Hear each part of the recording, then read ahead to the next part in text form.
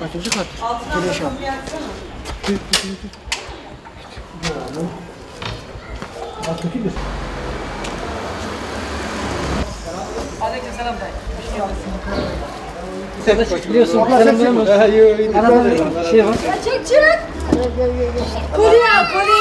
Aşağı alsana. Alabilirsin. Ben de konuşabilirim. Allah bu etti değil.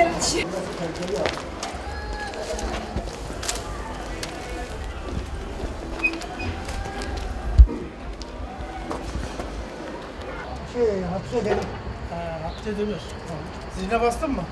Ama zile bilmedim. Telefon açtım. Tamam inşallah.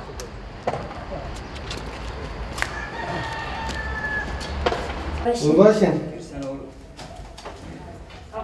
Öyle daha iyi.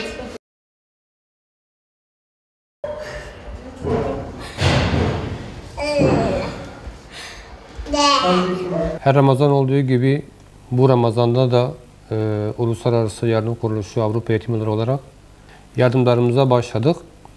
Ramazan'a bir hafta kalmış yetim ve mağdur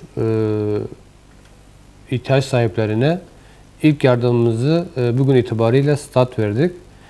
İnşallah yardımlarımız Ramazan'a kadar devam edecek.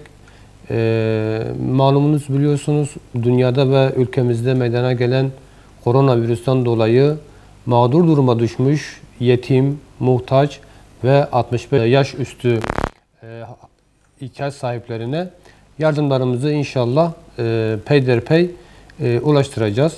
Bu konuda bize yardımda bulunan bütün hayırseverlerimize çok teşekkür ediyoruz. Allah-u Teala hayırlarını kabul etsin ve inşallah hayırseverlerimizin zekatlarını, fitrelerini ve sadakalarını inşallah bekliyoruz.